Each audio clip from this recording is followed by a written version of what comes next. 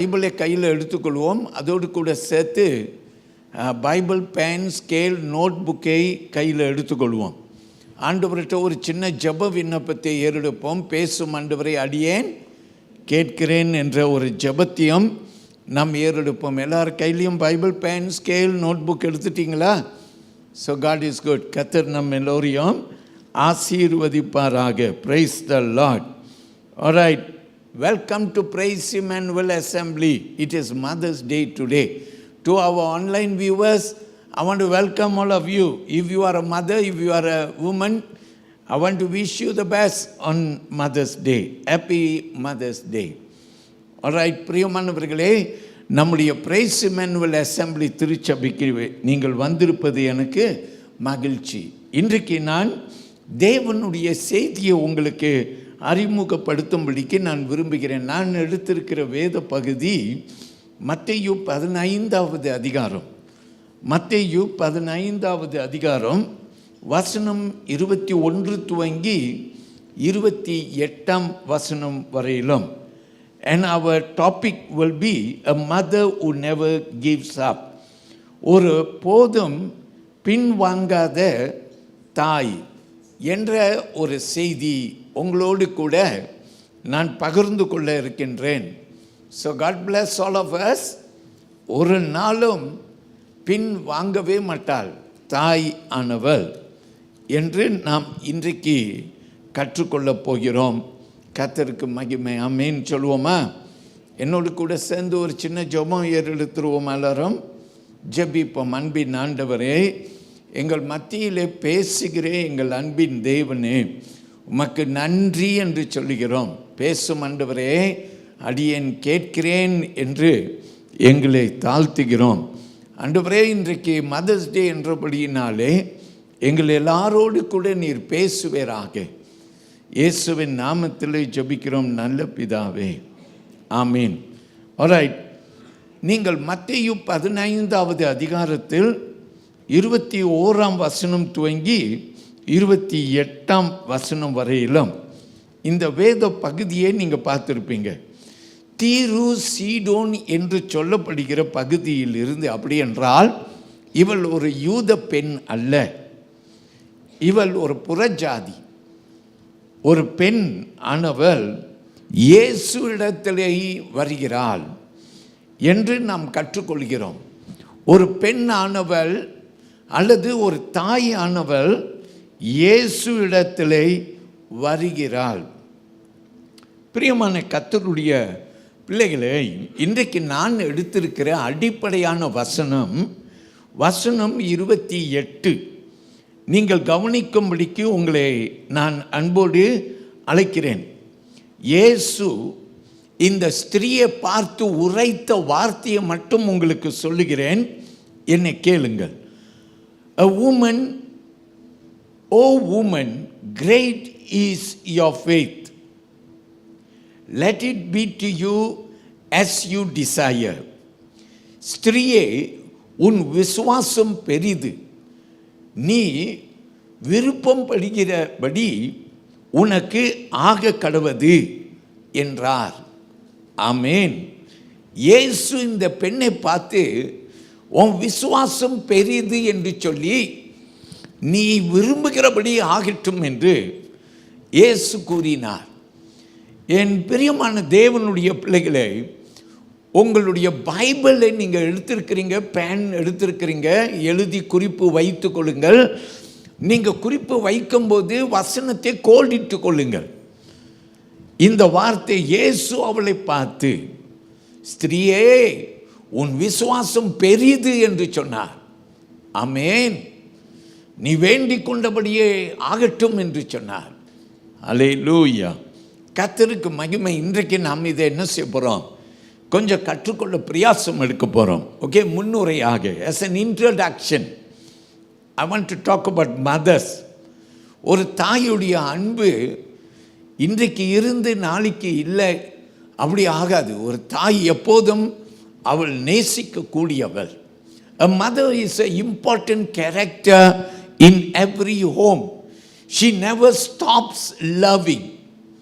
அவள் எல்லாரையும் தனக்கு உண்டானவைகளை அவள் நேசிக்கிறவளாய் இருக்கிறாள். இதுதான் ஒரு தாய் என்று நாம் கற்றுக்கொள்கிறோம். தாயானவள் ஜெபிக்கிறாள். தாயானவள் தன்னுடைய குடும்பத்திற்காக ஜெபிக்கிறாள். தாயானவள் கண்ணீர் வடிக்கிறாள். தாய் ஆனவள் பிரியமானவர்களே, வேற எல்லாரும் கைவிட்டுட்டா கூட அவள் நிற்கிறாள். ஹல்லேலூயா. ஸோ ஆண்டவருக்கு மகிமை உண்டாகத்தக்க ஒரு தாய் குடும்பத்தில் ஒரு முக்கியமான இடத்தை பெறுகிறவளாய் இருக்கிறார். இன்றைக்கு நான் உங்ககிட்ட பைபிளில் இருந்து நிறைய பெண்மணிகளை ஆண்டவர் ஏவினபடி அல்லது நம் பொதுவாக சில பெண்மணிகளை நம்ம என்ன செய்ய போகிறோம், நாம் பார்க்க போகிறோம். என்னோடு கூட நீங்கள் இந்த வேத பகுதியை எடுத்தீங்கன்னா குறிப்பிட்டு இந்த பெண்மணி வசனம் 25 என்ன சொன்னால், look at verse 25. Matthew chapter 15 and verse 25. She said, Lord help me.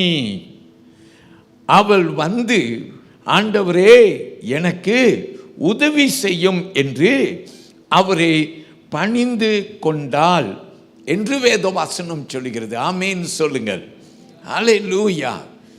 அவள் வந்தா இயேசுகிட்ட. அவள் இயேசுகிட்ட வந்த அவரை தொழுது கொண்டு எனக்கு உதவி செய்யுங்கன்னு கேட்டாள். எந்த பெண்ணும் பிரியமானவர்களே ஆண்டவர்கிட்ட வந்தால் கண்டிப்பாக ஆண்டவர் ஜெபத்தை கேட்கிற தேவனாய் இருக்கிறார்.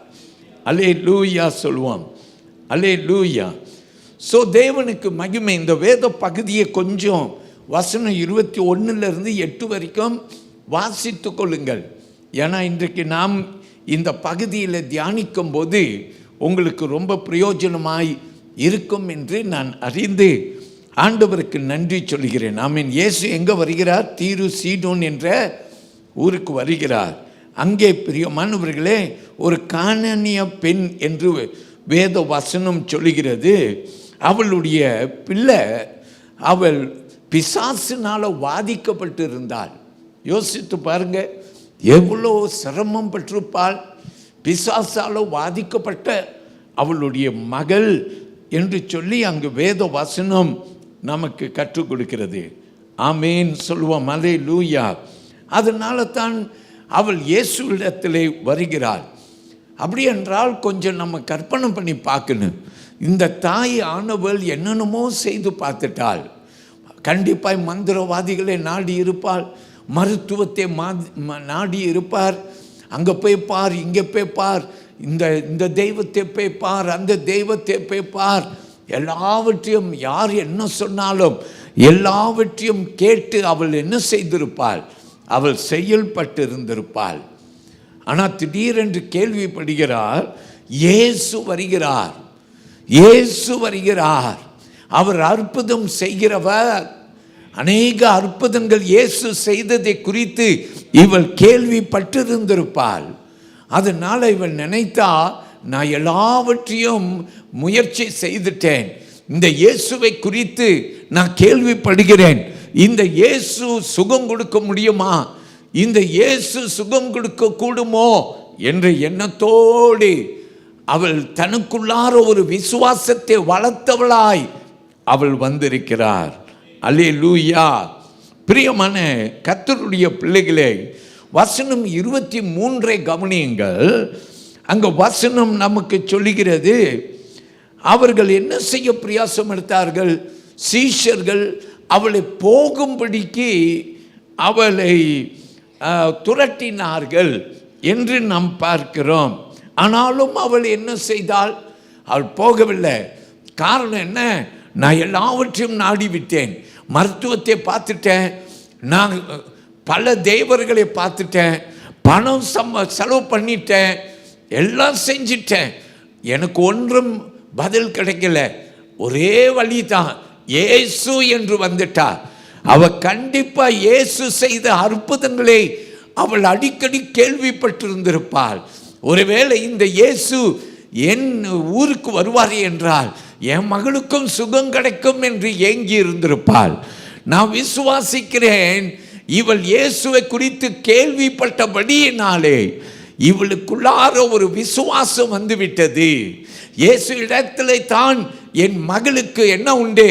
பதில் உண்டு, சுகம் உண்டு. இயேசு இடத்திலே தான் நிச்சயமாய் அற்புதம் நடக்கும் என்று அவளுக்குள்ளார ஒரு விசுவாசம் வந்துருச்சு. அதனால தான் சீஷர்கள் எல்லாம் விரட்டுறாங்க. அவங்க சொல்றாங்க, வேற வேலை இல்லையா, நீ போ என்று அவளை விரட்டுறாங்க. ஆனாலும் அங்கே வேத வசனம் சொல்லுகிறது, அவள் அழுது கொண்டு அவள் என்ன செய்தாலாம்? அங்கே இயேசுவின் முன்னால விழுந்து விட்டாள் என்று நாம் பார்க்கிறோம்.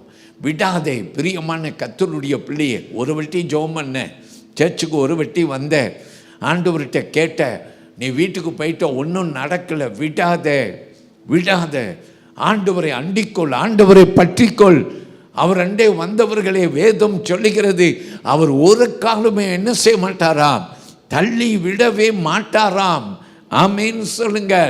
உன் தேவை என்ன? உன் குடும்ப தேவை என்ன? உன் சூழ்நிலை என்ன? தாயே, நீ கடந்து போகிற பாதை என்ன? ஆண்டவர் அறிவார். வேற வழி இல்லை என்று என் இயேசு ஒருவர் என்று வந்துவிடு. அவரிடத்திலே முறையிட தயங்காதே. யார் என்ன சொல்லட்டும், யார் உன்னை குறித்து ஏளனமாய் பேசட்டும், உன் மனதை எவ்வளோ பாதிக்க பண்ணி இருந்தாலும், அருமையான விசுவாசியை குறிப்பிட்டு அருமையான ஸ்திரீகளை உங்களுக்கு சொல்லுகிறேன், இயேசுவை பிடித்து கொள்ளுங்கள். அவர் ஒரு நாளும் உன்னை வெட்கப்படுத்தவே மாட்டார். ஆமென் சொல்லுவோமா? ஹல்லேலூயா, ஹல்லேலூயா. நிறைய பெண்களை குறித்து நான் வாசித்தது உண்டு, கேள்விப்பட்டது உண்டு, நான் கதையாக சொன்னது உண்டு. அதில் அடிக்கடி நான் சொல்லக்கூடிய ஒரு கதையானது அருமையான சுசானா வெஸ்லி. இந்த சுசானா வெஸ்லி என்ற அருமையான தாய், ஹல்லேலூயா, இவள் பெற்றெடுத்த பிள்ளைகள் எத்தனை தெரியுமா? 19 பிள்ளைகள். ஹல்லேலூயா. எத்தனை பிள்ளைகள்? 19 பிள்ளைகளை பெற்றெடுத்தாள். அவளுடைய புருஷன் ஆனவன் சாமுவேல் வெஸ்லி. அவர் ஒரு போதகராக இருந்தார். இப்போ பாருங்க, இந்த தாய் ஒரு போதகருடைய மனைவி என்றபடினாலே அவளுடைய வேலை எவ்வளோ தெரியுமா? அவள் எவ்வளவாய் தன் புருஷனோடு நிற்கணும் தெரியுமா? அது மட்டும் அல்லாமல் வீட்டுக்கு வந்தால் அவள் பணியாற்ற வேண்டியது புருஷன் மட்டும் அல்ல, ஆனால் 19 பிள்ளைகள், அருமையான தேவனுடைய பிள்ளைகளை. இந்த சுசானா வெஸ்லியை குறித்து ஒவ்வொரு பெண்ணும் நீங்கள் கேள்விப்பட வேண்டும்.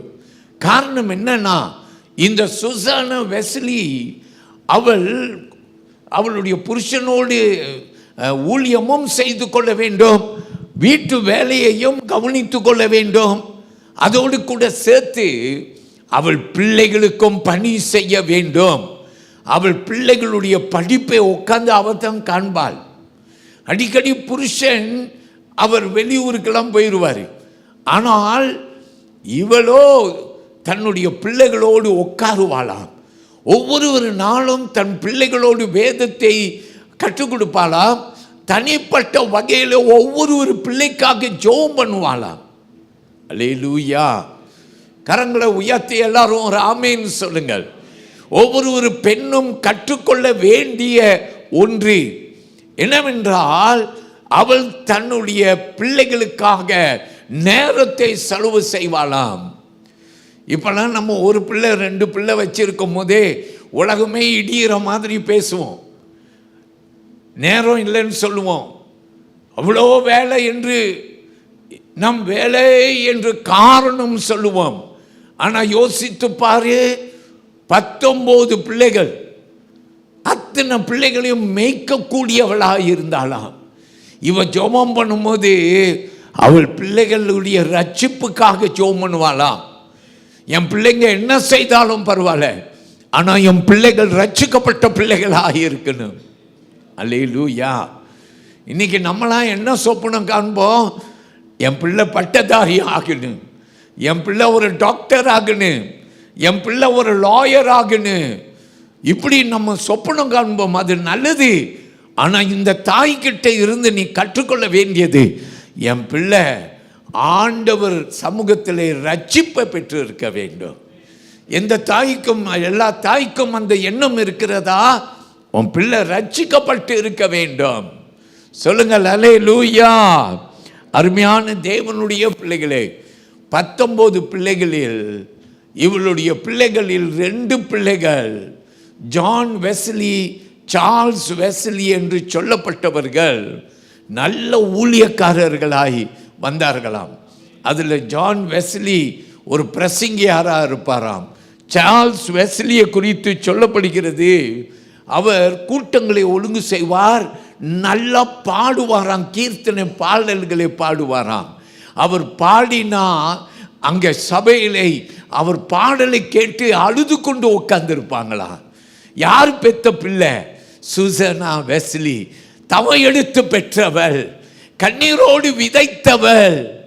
அவள் கண்ணீரோடு விதைத்தபடியினாலே அவளுடைய பிள்ளைகள், பிரியமானவர்களே, கர்த்தருடைய ஊழியத்தை செய்கிறவர்களாய், அவர்கள் உலகத்தை கலக்குகிறவர்களாய் மாறினார்கள். வலது கையை உயர்த்தி ஒரு ஆமேன் சொல்லுங்க. ஹல்லேலூயா. கர்த்தருக்கு மகிமை. இன்றைக்கு மத்தேயு 15வது அதிகாரத்தில் தானே இருக்கோம். சில வசனத்தை நான் உங்களுக்கு கொஞ்சம் சுற்றி காட்டுறேன், கேளுங்கள். 22ஆம் வசனத்தை கவனியுங்கள். Look at verse 22. Have mercy on me, O Lord, son of David. இவள் கூப்பிடுறாள். This is how she cries to Jesus. When she saw Jesus, she knelt before Jesus and she cried out to Jesus. இயேசுவிடத்திலே அழுதாளாம். Have mercy on me. ஆண்டவரே, தாவீதின் குமாரனே, எனக்கு இரங்கும் என்று அழுதாளாம். சொல்லுங்கள் ஆமென். தாவீதின் குமாரனே, எனக்கு இரங்கும். சொல்லுங்க ஆமென். எனக்கு இரங்கும், எனக்கு இரங்கும். சீஷர்கள் தட்டி சொல்றாங்க, வெளியே போ, வெளியே போ, அவருக்கு நேரம் இல்லை. சீஷர்கள் தட்டி சொல்றாங்க. ஆனா அவளோ, இயேசு ஒருவர் தான் என் பதில், என் பிள்ளைக்கு, என் மகளுக்கு அவர்தான் ஒரு பதில். சொல்லுங்கள் ஆமென். அவ வந்துட்டா, விடல. எவ்வளவுக்கு எவ்வளோ அவளை துரட்டினார்களோ அவ்வளவுக்கு அவ்வளோ, தாவீதின் குமாரனே, என் மேல் மனம் இறங்கும் என்று கதறுகிறாள். சொல்லுங்க ஆமென். அல்லேலூயா, அல்லேலூயா.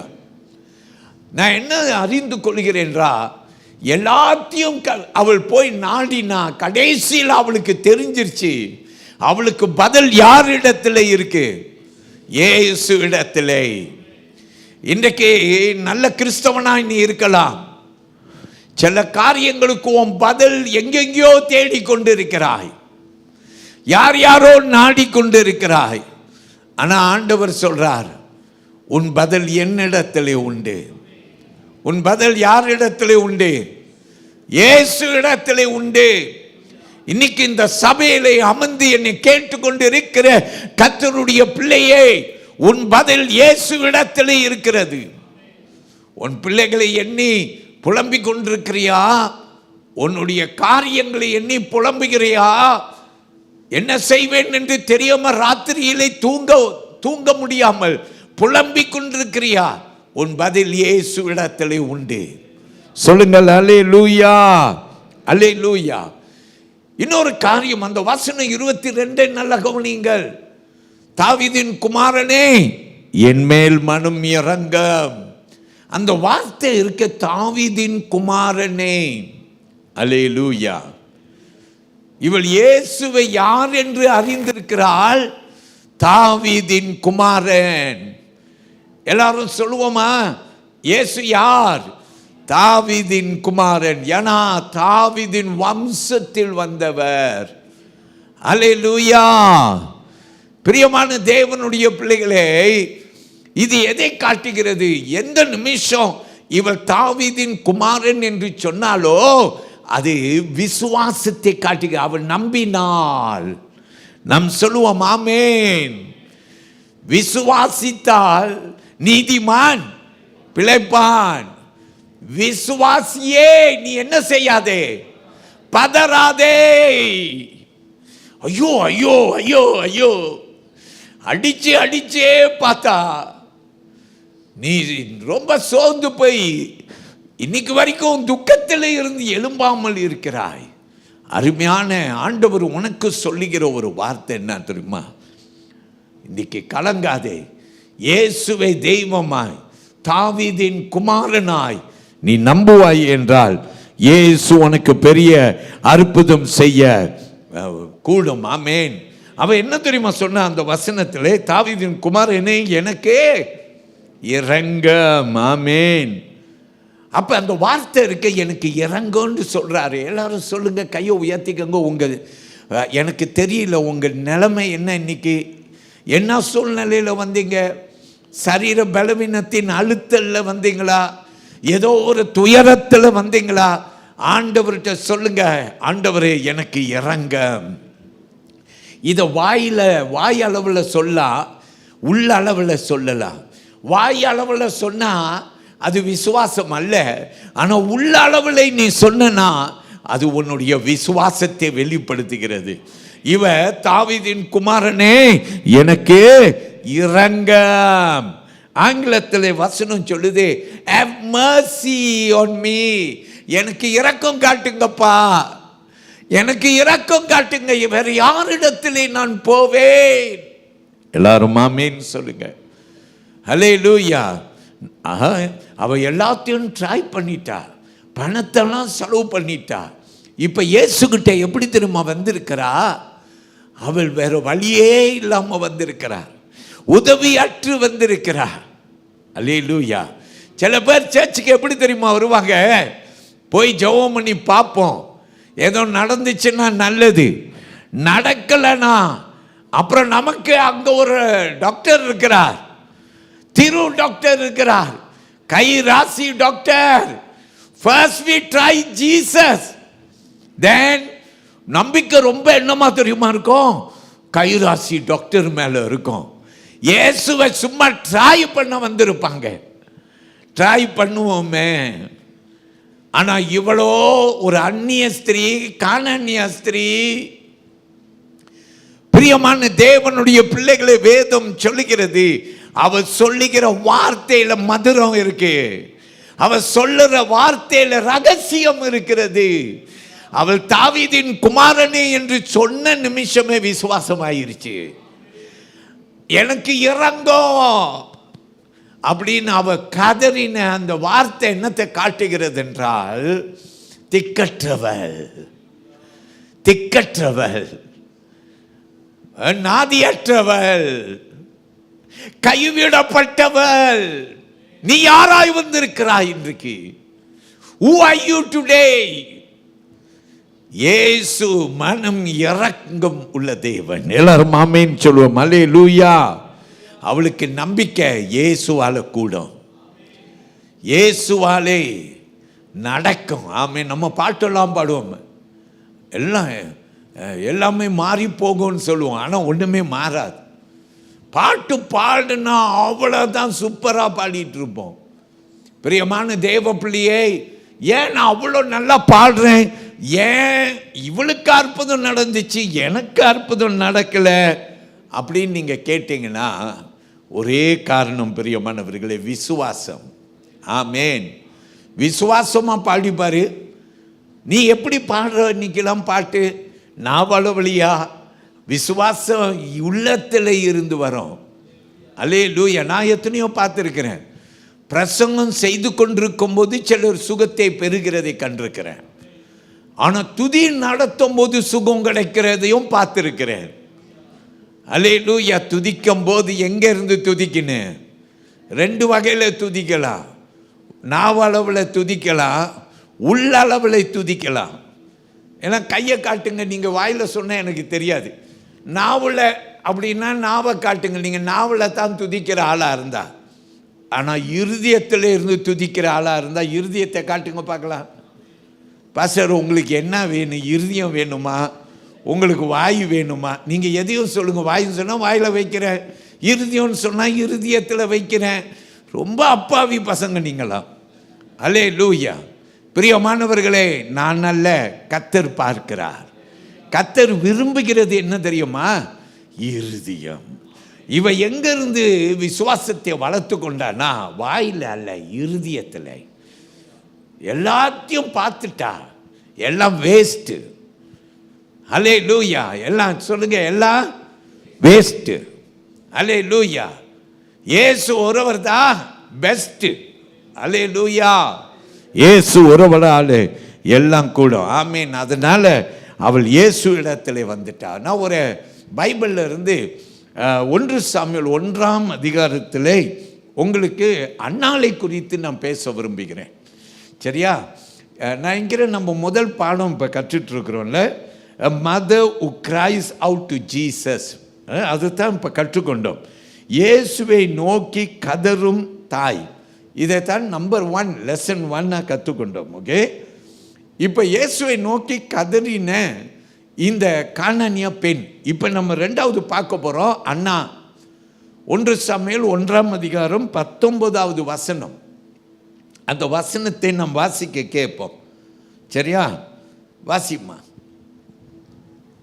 அவர்கள் அதிகாலையில் எழுந்து கர்த்தரை பணிந்து கொண்டு ராமாவில் இருக்கிற தங்கள் வீட்டுக்கு திரும்பி போனார்கள். எல்கானா தன் மனைவியாக அன்னாளை அறிந்தான். கர்த்தர் அவளை நினைத்தருளினார். அந்த வார்த்தையை பிடிச்சு கொள்ளுங்க. அந்த கடைசி வார்த்தை சொல்லுது, அவ ஜெபம் பண்ணிட்டு போயிருக்கிறா வீட்டுக்கு. அங்க வசனம் சொல்லுது, கர்த்தர் அவளை நினைத்தருளினார். சொல்லுங்க ஆமீன் சொல்லுங்க பார்க்கலாம்.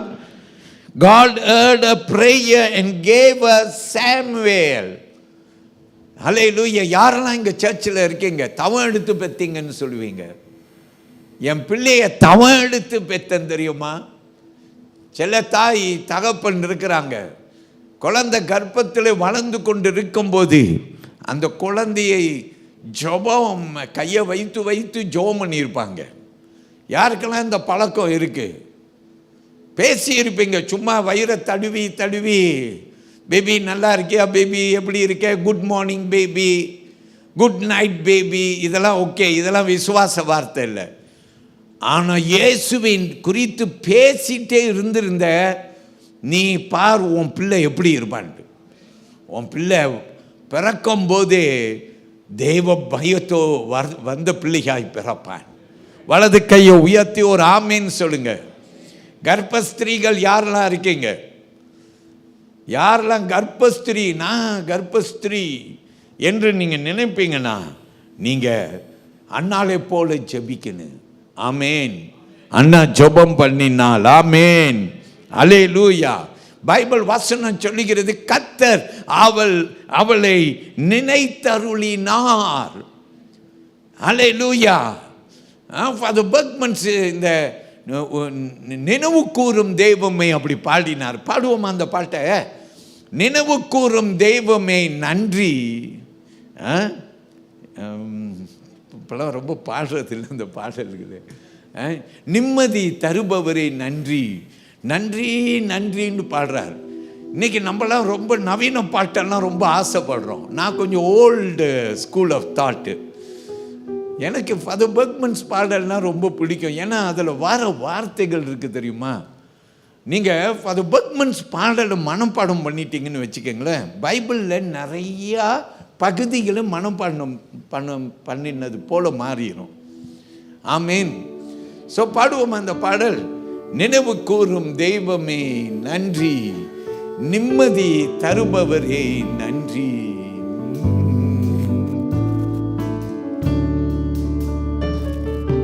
நினைவு கூறும் தெய்வமே நன்றி. நல்லா கையை தட்டுன்னு. தருபவரே நன்றி, நினைவு கூறும் தெய்வமே நன்றி, நிம்மதி தருபவரே நன்றி, நன்றி இயேசு ராஜா உமக்கு நன்றி, இயேசு ராஜா நன்றி, இயேசு ராஜா. நல்லா கையை தட்டி. ராஜா நோவாவை நினைவு கூர்ந்ததா, பெரும் காற்று வீச செய்திரே. கைய தட்டி நோவாவை நினைவு கூர்ந்ததா. பெரும் காற்று வீச செய்திரே, தண்ணீர் வற்றியதையா, வந்ததையா. தண்ணீர் வற்றியதையா, விடுதலையும் வந்ததையா. நினைவு கூறும் தெய்வமே நன்றி, நிம்மதி தருபவரே நன்றி. நினைவு கூறும் தெய்வமே நன்றி, நிம்மதி தருபவரே நன்றி. நன்றி இயேசு ராஜா. அப்படியே கர்த்தரை உயர்த்துங்கள். ஆலயம் முழுதும் நம் மூலமாய் தேவனுக்கு ஆராதனை உண்டாகட்டும். ராஜா ஆபிரகாமை நினைவு கூர்ந்ததா, லோத்துவை காப்பாற்றினீரே. அன்று ஆபிரகாமை நினைவு கூர்ந்ததா. Glory glory. காப்பாற்றினீரே, எங்களையும் நினைவு கூர்ந்து எங்கள் சொந்தங்களை ரட்சியம் ஐயா.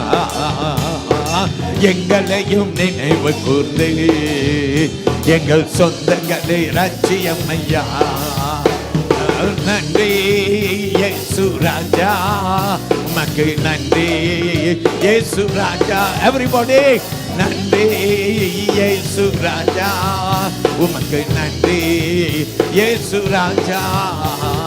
நன்றி இயேசு ராஜா, இன்று நன்றி இயேசு ராஜா.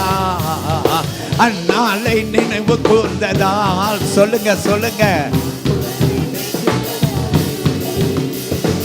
அந்நாளை நினைவு கூர்ந்ததா, ஆண் குழந்தை பெற்றெடுத்தாலே மலட்டு வாழ்க்கையெல்லாம் மாற்றுகிறேன் நன்றி ஐயா.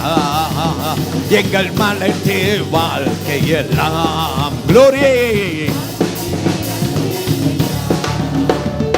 நினைவு கூறும் தெய்வமே நன்றி, தருபவரே நன்றி. நினைவு கூறும் தெய்வமே நன்றி, நிம்மதி எல்லாரும் கைகளை உயர்த்தி நன்றி இயேசு ராஜா, உமக்கு நன்றி இயேசு ராஜா. ஓஹோ நன்றி இயேசு ராஜா, உமக்கு நன்றி இயேசு ராஜா. நன்றி இயேசு ராஜா. எல்லாருடைய வாழ்க்கை மலட்டு வாழ்க்கை மாறி போவதாக. இயேசு ராஜா, உமக்கு நன்றி இயேசு ராஜா. சொல்லுங்க நன்றி இயேசு ராஜா, உமக்கு நன்றி இயேசு ராஜா. எல்லாரும் அப்படியே கைகளை தட்டிக்கொண்டு அந்நிய பாஷையை ஆண்டவரை உயர்த்துங்கள். கர்த்தர் நல்லவர், கர்த்தர் நல்லவர், கர்த்தர் நல்லவர். அந்நாளை நினைவு கூர்ந்த தேவன் உன்னை நினைவு கூற, உன்னுடைய வாழ்க்கையின் தேவைகளை சந்திக்க, உன் தலையை உயர்த்த, உன் பேரை பெருமை பாராட்ட கர்த்தரால் கூடும் கூடும் கூடும் கூடும் கூடும். கர்த்தரால் கூடும். எல்லாரும் சொல்லுவோம் நன்றி ஆண்டவரே. நம் மூலமாக திருச்சபையிலே இந்த வேளையிலே மகிமை தேவனுக்கு உண்டாகிறது. நாம் சொல்லுவோம் அல்லேலூயா. வசனம் சொல்லுகிறது கர்த்தர் அவளை நினைத்தருளினார். ஒரு சின்ன ஜெபம் பண்ணுங்க. ஆண்டவர்கிட்ட சொல்லுங்க, அப்பா அண்ணாலே நினைவு கூர்ந்தீங்கன்னா என்னை நினைவு கூறுங்கப்பான்னு சொல்லுங்க. கர்த்தர் நிச்சயமாக உன்னை நினைவு கூறுவார். யாக்கோபு 5ஆம் அதிகாரம் 16வது வசனம் சொல்லுகிறது, the effective, James chapter 5 and verse 16, the effective fervent prayer of a righteous man avails much அப்படின்னு சொல்லுகிறது. நீதிமான் செய்யும் ஊக்கமான வேண்டுதல் மிகவும் பலன் உள்ளதாகி இருக்கிறது. வாவ், சொல்லுங்க praise the Lord. நீதிமான் செய்யும் ஊக்கமான ஜெபம், சோம்பேறி ஜெபம் இல்லை, சோம்பேறி ஜெபம் இல்லை, ஊக்கமான ஜெபம். பதில் கொடுப்பார் என்ற ஒரு நிச்சயமான ஒரு ஜெபம். ஒரு நாளாச்சு, 2 நாளாச்சு, 1 மாசம், 2 மாசம், 1 வருஷமே ஆகட்டுமே, என் ஆண்டவர் என் பதில் கொடுப்பார். நான் கேட்டதுக்கு மேலேயே செய்வார். Never stop praying. யாரெல்லாம் ஜெபம் பண்றதை விட்டுட்டீங்க? முன்ன நல்லா ஜெபம் பண்ணீங்க, ஊக்கமான ஜெபம் தான் செஞ்சீங்க. ஆனா இப்ப கொஞ்சம் சோம்பேறி ஆயிட்டீங்க. ஆண்டவரே ஒரு தீர்மானம் பண்ணுங்கப்பா, நான் ஜெபம் பண்ணுவேன். பிள்ளைகளுக்காக ஒரு காலம் ஜெபம் பண்ணீங்க, அவன் கூட தான் மோசமாயிட்டு இருக்கிறான்.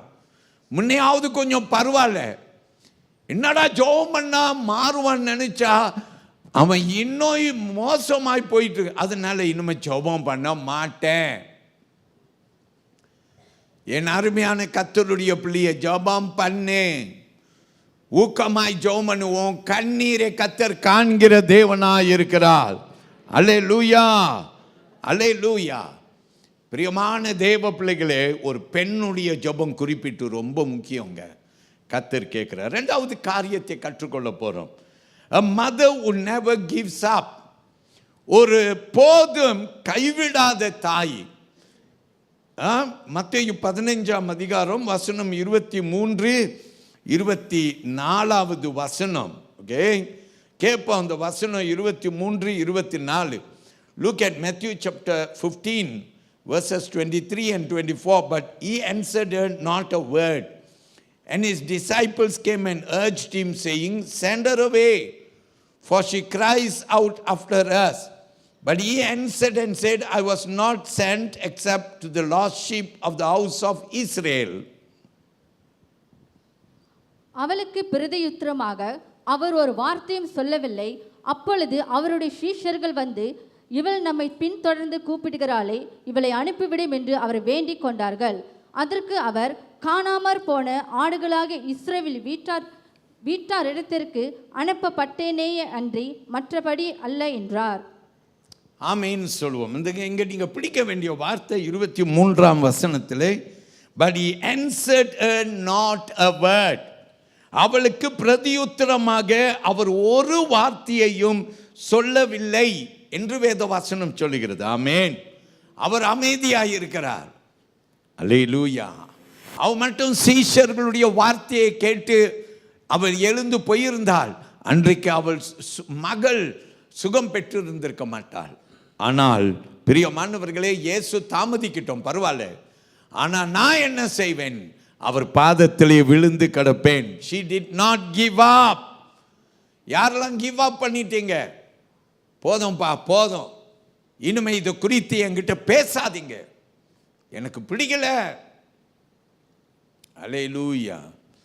என் பிரியமான கர்த்தருடைய பிள்ளைகளே, கர்த்தர் பெரிய. போன வாரம் சர்ச்சுக்கு வந்திருந்த ஒரு அம்மா நான் மத்தியில் நினைக்கிறேன் ஃபர்ஸ்ட் டைம் வந்திருந்தாங்க நினைக்கிறேன். ஆனால் அந்த அம்மா கை கொடுத்துட்டு போகும்போது எனக்கு தெரியல இங்கே இருக்காங்களா இன்னைக்குன்ட்டு. என்கிட்ட சொன்னாங்க, ஒரு குறிப்பிட்ட ஆளை குறித்து, பெண்ணை குறித்து சொல்லி என்கிட்ட சொன்னாங்க, பாஸ்டர், அந்த அம்மாவுக்கு, அந்த சகோதரி அவங்க அம்மாவுடைய சுகத்துக்காக ஜெபம் பண்ணால், அவள் ஜெபம் பண்ணி இருந்தால், ஆனால் தாய் இறந்து போனால், இந்த அம்மா இப்போ ஜெபம் பண்ண மாட்டேன், இனிமேல் சர்ச்சுக்கு போக மாட்டேன், இப்படி அடம் பிடித்து பல மாதங்களாக இருக்கிற, நீங்கள் ஜெபம் பண்ணுங்க பாஸ்டர் என்று சொன்னேன். எல்லாரும் கையை உயர்த்திக்கங்க.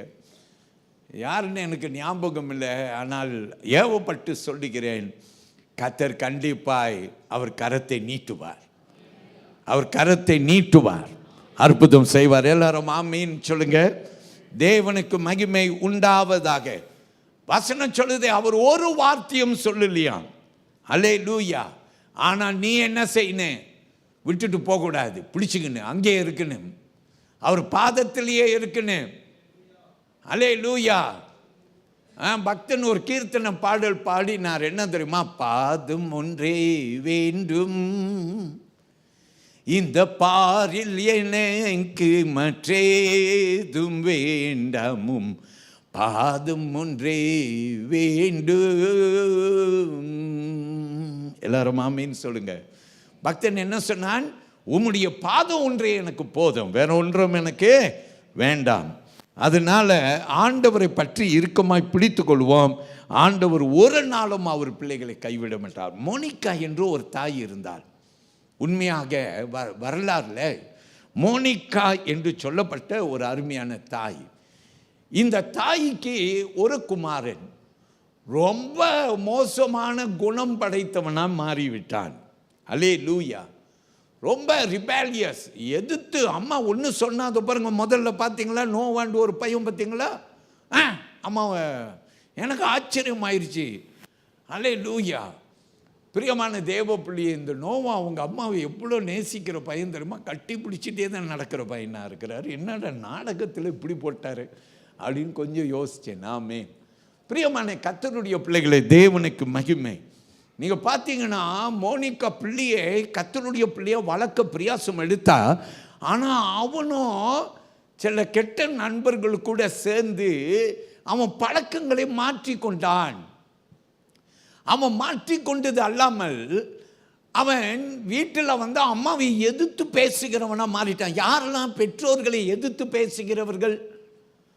உங்கள் அம்மாவுடைய பேச்சை கேட்க மாட்டீங்க. அம்மா ஒன்று சொன்னால் நீ 10 சொல்லிடுவ. ஏன்னா உனக்கு ஒரு ரகசியம் தெரிஞ்சிருச்சு. அம்மா பேசும்போது நம்ம வாயை திறந்து கொஞ்சம் 10 வார்த்தையை எதிர்த்து பேசணும், அம்மா வாயை அடங்கிரும். அதனால என்ன தெரியுமா செய்கிற? அம்மாவை எதுக்குற. பைபிள் என்ன தெரியுமா சொல்லுது? தாய் தகப்பனை கனம் பண்ணு. பைபிளில் 10 கட்டளையில் போய் பாரு. 10 கட்டளையில் ஒரே ஒரு கட்டளைக்கு தான் ஆசீர்வாதத்தையும் கூட்டி கொடுத்துருக்கிறார். தெரியுமா? என்னென்று கூட்டி கொடுத்துருக்கிறார் தெரியுமா? தேசத்திலே நீ நீடித்து வாழத்தக்க, உன் ஐசு நாட்கள் நீடிக்கத்தக்க உன் தாய் தகப்பனை கனம் பண்ணு அப்படின்னு பைபிள் சொல்லுது. அதனால எந்த பிள்ளைகள் நீங்கள் அம்மா அப்பாவுடைய உள்ளத்தை வேதனைப்படுத்தி இருந்தால் இன்னைக்கு மாற்றிடணும். இன்னைக்கு எல்லாத்தையும் மாற்றிடணும். நான் இப்படி தான் அப்படின்னு முரட்டாட்டம் பண்ணக்கூடாது. ஆனால் தாய்க்கும் தந்தைக்கும் சொல்லுகிறேன், மோனிகா என்ன தெரியுமா செய்தால்? தன்னுடைய மகனுக்காக ஜெபிக்க ஆரம்பித்தாள். ஒவ்வொரு நாளும் தன் மகனை குறித்து ஜெபம் பண்ணுவாளாம். எல்லாரும் ஆமீன் சொல்லுங்க. ஹல்லேலூயா. இவனோ என்ன செய்தான்? உலக ஆசைகளுக்கு பின்னால் போனான். பேர் அவனை குறித்து யார் அவனை குறித்து பெருசா கொஞ்சம் பேசினாலோ அவன் ரொம்ப அப்படியே ஹையாயிருவார். பேர் புகழுக்காக இவன் பிரியமானவர்களை வாழ்ந்தான். ஆனால் நல்ல அறிவெல்லாம் இருந்துச்சு, ஆனால் குணம் இல்லை. பிரியமான கர்த்தருடைய பிள்ளைகளே, ஆண்டவருக்கு மகிமை உண்டாக இவனுடைய பெயர் ஆகஸ்டின் ஆஃப் ஹிப்போ அப்படின்னு சொல்லப்படும். இந்த ஹிப்போ என்று சொல்லப்பட்ட இடம் அல்ஜீரியாவில் இருக்கிறது. இவனை குறித்து சொல்லப்படுகிறது. பிரியமானவர்களே, இவன் ரொம்ப வருஷத்து இயேசு மரித்து ஒரு 300 வருஷத்துக்கு பிற்பாடு வாழ்ந்தவன். ஆல்மோஸ்ட் 400 years லேட்டாக வாழ்ந்தவன். ஆனால் நீங்கள் போய் ஆகஸ்டின் ஆஃப் ஹிப்போ அப்படின்னு போய் அவனுடைய வரலாறை கொஞ்சம் வாசித்து பாருங்க, நீங்கள் ஆச்சரியப்படுவீங்க. இவன் பிரியமானவர்களே, ஒரு நாள் ஒரு பிரசங்கத்தை, அம்ப்ரோஸ் என்று சொல்லப்படுகிற ஒரு பாஸ்டர் பிரசங்கம் பண்ணுறதே, ஒரு நாள் இவன் வழக்கமாக உட்கார்ந்தெல்லாம் கேட்க மாட்டான். சர்ச்சுக்கு வந்திருந்தா கூட அவன் என்னெல்லாம் எங்கேயோ இருக்கும். ஆனால் ஒரு நாள் அவன் சர்ச்சில் பிரசங்கம் பண்ணிட்டு இருக்கிறது அம்ப்ரோஸ். இவன் அந்த செய்தியை கேட்டுட்டு இருக்கிறான் பாருங்க. அந்த பிரசங்கம் முடியும் போது ஒரு தீர்மானம் பண்ணிட்டான், இனிமே வாழ்ந்தாள் இயேசுவுக்கு தான். ஒரு பாட்டு பாட போகிறோம். யாரெல்லாம் பிள்ளைகள் பெற்றோர்கள் கூட மனம் போன போக்கில் வாழ்கிற நீங்கள், வாழ்ந்தாலும் உம்மோடுதான், மரித்தாலும் உம்மோடுதான். கிணவு வெறியாயி சும்மா நம்ம பாடுவோம். ஏன்னா இந்த இடம் முழுவதும் தேவ மகிமையால் நிரம்பட்டோம். நிறைய தாய் இன்றைக்கு ஆண்டவர் பிளஸ் பண்ண போறார். நிறைய பேருக்கு சுகம் வர போகிறது. ஒரு பாட்டு பாட ஆரம்பிச்சுட்டா உன் பலவீனமான இடங்களில் கரங்களை வைத்து கொண்டு நீ ஜெபம் பண்ணு. கர்த்தர் உனக்கு நல்லதை செய்து உன்னை ஆசீர்வதிப்பாராக. பாடுவோம் இந்த பாடலை. வாழ்ந்தாலும் உம்மோடுதான். வலது கையை உயர்த்தி, மரித்தாலும் உம்மோடுதான், வாழ்ந்தாலும் உம்மோடுதான், மரித்தாலும் உம்மோடுதான். உமக்காகத்தானே உயிர் வாழ்கிறேன், உம்மை தானே நேசிக்கிறேன். உமக்காகத்தானே உயிர் வாழ்கிறேன், உம்மை தானே நேசிக்கிறேன். வாழ்ந்தாலும் எல்லாரும் அப்படியே ரெண்டு கரங்களை மேல உயர்த்தி கொண்டு, பிரியமான தேவ பிள்ளைகளே, ஆகஸ்டின் எம்பரோஸுடைய பிரசங்கத்தை கேட்டு அன்றைக்கு வாழ்க்கையை ஆண்டவருக்கு ஒப்பு கொடுத்தது போல நான் பேசிக்கொண்டிருக்கும் போது அவருடைய வார்த்தை, அவருடைய இந்த பாடலை கேட்டு இனிமே உமக்காகத்தான் மறுபடியும் சொல்லுவோமா? உம்மோடுதான், மரித்தாலும் உம்மோடுதான், வாழ்ந்தாலும் உம்மோடுதான், மரித்தாலும் உம்மோடுதான். எல்லாரும் ஆமென் சொல்லுங்க. இந்த ஆகஸ்டின் என்பவர், ஆகஸ்டின் ஆஃப் இப்போ, இவர் என்ன தெரியுமா செய்தாரா? ஒரு நாள் இந்த பிரசங்கத்தை கேட்டுட்டு வீட்டுக்கு போறாரு. அவர் கண்ணு முன்னுக்கு பைபிள் இருக்குது. ஒரு சத்தம் கேட்குது, எடுத்து வாசி. மறுபடியும் ஒரு சத்தம் கேட்குது, எடுத்து வாசி. பிரியமான தேவனுடைய பிள்ளைகளை, அவர் வாசித்தது ரோமர் 13ஆம் அதிகாரம் வசனம் 13, 14. அந்த வசனத்தை வாசித்தார், இருதயத்தில் குத்தப்பட்டார். இந்த ஆகஸ்டின் ஒரு பெரிய மாபெரும் மாற்றத்தை கண்டார். யாரு இதை செய்தது தெரியுமா? அம்மாவுடைய கண்ணீர் துருதியிலே, அம்மாவுடைய கண்ணீர். கர்த்தர் கணக்கு கொடுப்பார், கர்த்தர் நிச்சயமா கணக்கு கொடுப்பார். உன் பிள்ளைகளுக்கு ஒரு ஆலோசனை, உனக்கு நல்லாவே தெரியும் உங்க அம்மா நல்லா ஜெபம் பண்ற ஆளு, உனக்காக ஜெபம் பண்ணிட்டு இருக்காங்க. ஆமா, இவங்களுக்கு வேற வேலை இல்லை, இவங்க என்ன நினைச்சு ஜெபம் பண்ணுவாங்க அப்படின்னு நீ ஒரு வேலை பேசிட்டு இருக்கிறன்னா நீ ஆண்டவரை துக்கப்படுத்துகிறாய், நீ அறியாமல் பேசுகிறாய். அருமையான கர்த்தருடைய பிள்ளையை, கர்த்தர் உன்னை ஆசீர்வதிப்பார்கள். செர்பாத் என்ற ஊரில் எலியாவின் காலத்தில் ஒரு பெண்மணி இருந்தாள். 1 ராஜாக்கள் 17ஆம் அதிகாரத்தில் நான் கொடுக்கிற வசனங்களை கவனித்துக் கொள்ளுங்கள். அதில் ஒரே ஒரு வசனம், 9வது வசனம். அந்த வசனம் இப்படியா சொல்கிறது, ஆண்டவர் பிரியமானவர்களை தேவைகளை சந்திக்கிறவர். ஆண்டவர் சொல்றார், நீ எழுந்து சீதோனுக்கு அடுத்த சரிபாத் ஊருக்கு போய் அங்கே தங்கி இரு, உன்னை பராமரிக்கும்படி அங்கே இருக்கிற ஒரு விதவைக்கு கட்டளை இட்டேன் என்றார் என்று வேத வசனம் சொல்லுது. ஆமேன் சொல்லுங்க. யாருங்க? ஆண்டவர். அந்த விதவைக்கு கொஞ்சோண்டு மாவு. ஆமேன், அல்லேலூயா. அவளுக்கும் அவளுடைய பிள்ளைக்கும். ஆனா பைபிள் என்ன சொல்லுது? ஆண்டவர் தேவைகளை சந்தித்தாராம். ஆமேன் சொல்லுங்க. அல்லேலூயா. பிரியமானவர்களே, அந்த விதவை பார்த்தீங்களா? தன் வீட்டுக்கு அவள் தான், ஏன்னா புருஷனை குறித்து பேசப்பட்ட புருஷன் இல்லை. அப்படிப்பட்ட இவளு தன் குடும்பத்தினுடைய தேவையை சந்திக்க நிற்கிறாள். அருமையான கர்த்தர் பெரியவர். 3வது காரியத்தை, அடுத்த காரியங்களை சுருக்கமாக சொல்லி உங்க கூட ஒரு 5 நிமிஷத்தில் முடிக்கிறேன், கேளுங்கள். ஓகே, எடுத்துக்கொள்ளுங்க. மத்தேயு 15ஆம் அதிகாரம் வசனம் 25லிருந்து 27 நம்முடைய அடிப்படையான வேத பகுதி. இதில் வசனம் 25 கவனிங்கள். Look at verse 25. வசனம் சொல்லுகிறது, a mother who humbly falls at Jesus' feet. 3வது பாடம், இயேசுவுடைய பாதத்தில் தாழ்மையாய் விழும் தாய் என்று வசனம் சொல்லுகிறது. பாருங்க, வசனம் 25ல then came she and worshipped him. அவள் வந்து, ஆண்டவரே எனக்கு உதவி செய்யும் என்று அவரை பணிந்து கொண்டாள் என்று வேதவசனம் சொல்லுகிறது. ஆமேன் சொல்லுங்க. அவ இயேசுவை பணிந்து கொண்டாளா? ஆமேன். அவள் முற்றிலுமாய் தன்னை ஒப்பு கொடுத்தபடியினாலே, தாழ்த்தினபடி, தன்னைத்தானே தாழ்த்துகிறவன் என்ன செய்யப்படுவான்?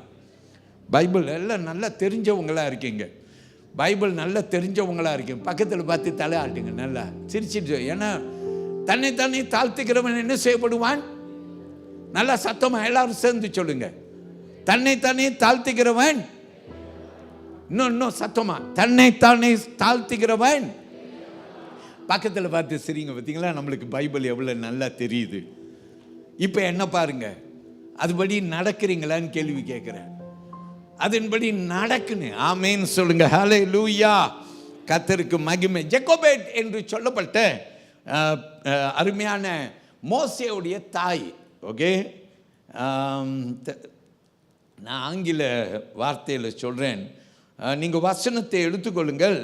யாத்திரையாகமம் 2ஆம் அதிகாரம் வசனம் 1லேருந்து 10. ஆனால் 2, 3 கவனித்து பாருங்கள், சரியா? அவள் அதை அப்புறம் வாசியம்மா, வாசி. அவள் அதை அப்புறம் ஒளித்து வைக்க கூடாமல், ஒரு நாணற் பெட்டி எடுத்து, ஒரு நாணு பெட்டியை எடுத்து அதற்கு கீழும் பூசி அதிலே பிள்ளையை வளர்த்தி நதியோரமாய் நாணலுக்குள்ளே வைத்தாள். எல்லாமே சொல்லுங்க. அல்லேலூயா. பிரியமானவர்களே, நம்பிக்கையோடு குழந்தை 3 மாதம் பிள்ளைய பாதுகாத்தா அதுக்கு மேலே முடியல. ஏன்னா ராஜா கட்டளை என்னன்னா எல்லா ஆண் பிள்ளைகளும் கொல்லப்பட வேண்டும். 3 மாதம் பதுக்கி வச்சா, அதுக்கு மேலே அவளால் பதுக்கி வைக்க முடியல. அதனால இந்த குழந்தைய என்ன செய்துட்டா, ஒரு கூடாரத்தில் வைத்து சமுத்திரத்தில் விட்டுட்டா. ஆனால் பார்த்துட்டே இருக்கிறா, அம்மா இருக்கிறா, மோசேவுடைய அக்கா பார்த்துட்டு இருக்கிறாங்க. ஆனால் நம்ம எல்லாருக்கும் தெரியும், ராஜஸ்திரீ குளிக்க வரா, குழந்தையை பிரியமானவர்களை காப்பாற்றுகிறா. எந்த தாய் பெற்றாலோ அந்த தாய் கையிலேயே வளர்க்கிறதுக்கும் ஒப்பு கொடுக்கிறா. எப்படி கர்த்தர் பெரியவர். ஆமேன்னு சொல்லுங்க. அல்லேலூயா. அவள் தேவ மேல நம்பிக்கையோடு இந்த குழந்தைய வளர்த்தா. கடைசியில் மோசே யாரானா, மோசே இஸ்ரவேலை விடுவிக்கிற ஒரு தேவ மனுஷனாக மாறினான். யாக்கோபு 4ஆம் அதிகாரம் 6வது வசனம், James chapter 4 verse 6 says, God resists the proud but gives grace to the humble.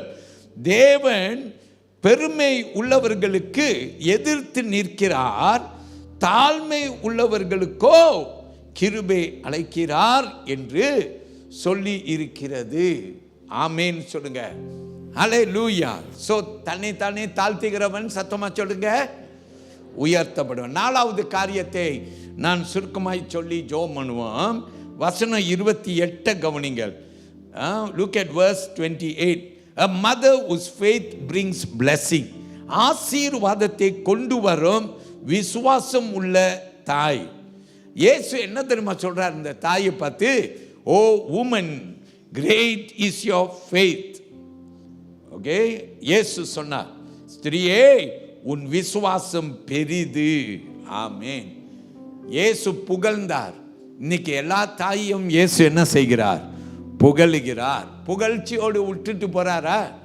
நாங்களே உங்களுக்கு பரிசெல்லாம் கொடுக்கிறோம், ஏசப்பா உங்களுக்கே பரலோக பரிசுகளை கொடுப்பாராக, பெருமழையாய் பெய்ய பண்ணுவாராக, உங்கள் ஒவ்வொருவரையும் ஆசீர்வதிப்பாராக. அவளுடைய மகளை சுகப்படுத்தினது போல உங்க வீட்டின் எல்லா காரியங்களையும் சந்திப்பாராக. எல்லாரும் ஆமீன் சொல்லுவோம். அல்லேலூயா. இயேசு உனக்கு அற்புதம் செய்ய வல்லவர். நான்சி எடிசன் என்று சொல்லப்பட்ட ஒரு தாய் இருந்தாங்க. அவங்களுக்கு ஒரே ஒரு மகன், அவனுடைய பெயர் தாமஸ் எடிசன். இந்த தாமஸ் எடிசன் தான் 1879 இந்த பல்பை கண்டுபிடித்தவர். 1809 இருந்து யார் யாரோ என்னென்னமோ கண்டுபிடிச்சாங்க. ஆனால் இந்த லைட்டு கண்டுபிடிச்சது தாமஸ் எடிசன் என்று 1839 அவர் கண்டுபிடிச்சார். அதுக்கு முன்னே உலகம் இருளாக தான் இருந்துச்சு. எல்லாம் மண்ணெண்ணெய் விளக்கு அந்த அப்படி பலவிதமான விளக்குகளே தான் பயன்படுத்தினார்கள். பிரியமானவர்களே, ஆண்டவருக்கு நன்றி சொல்லலாம். பிரைஸ் தி லார்ட் சொல்லுங்க. ஹல்லேலூயா. இந்த தாமஸ் எடிசனை குறித்து நீங்கள் ஒன்று தெரிஞ்சுக்கணும். அவன் பள்ளிக்கூடத்துக்கு போயிட்டு வரும்போதெல்லாம் அம்மா கிட்ட வந்து கம்ப்ளைண்ட் பண்ணுவான்.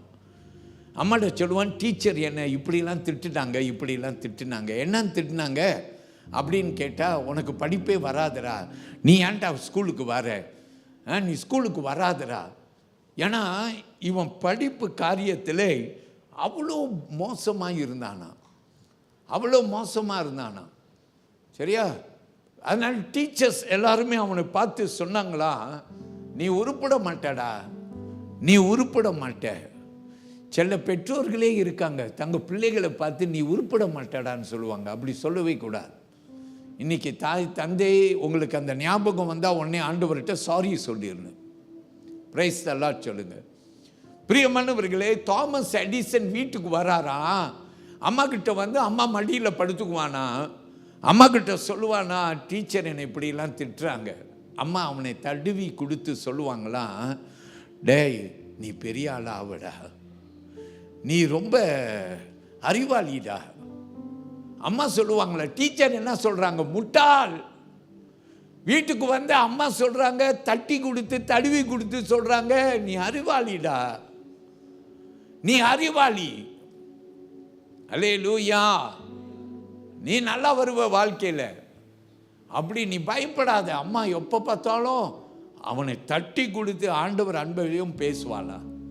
பிரியமானவர்களே, இவன் தான் உதவாதவன், படிக்காதவன். இன்றைக்கி நம்மளாம் கலர் கலராக பல்ப்ஸ் எல்லாம் பார்க்குறோம். ஆரம்பித்தது யார்? Thomas Edison. இவன் டீச்சர் பேச்சை கேட்டிருந்தானாக்கா உருப்படாமையே போயிருப்பான். ஆனால் அம்மா பேச்சு, நீ நல்லவன்டா, நீ அறிவாளிடா, நீ பெரிய ஆள் ஆவடா, அவன் கற்பனை பண்ணுறான். டீச்சர் பெருசா, அம்மா பெருசா? எப்போதும் அம்மா தான் பெருசு. எல்லாம் ஆமைன்னு சொல்லுங்கள். கையை தட்டிலாம் ஒன்றும் சொல்லுவேன், அம்மா பாருங்க பாருங்க ஏன்னு பார்த்து சிரிச்சுட்டே.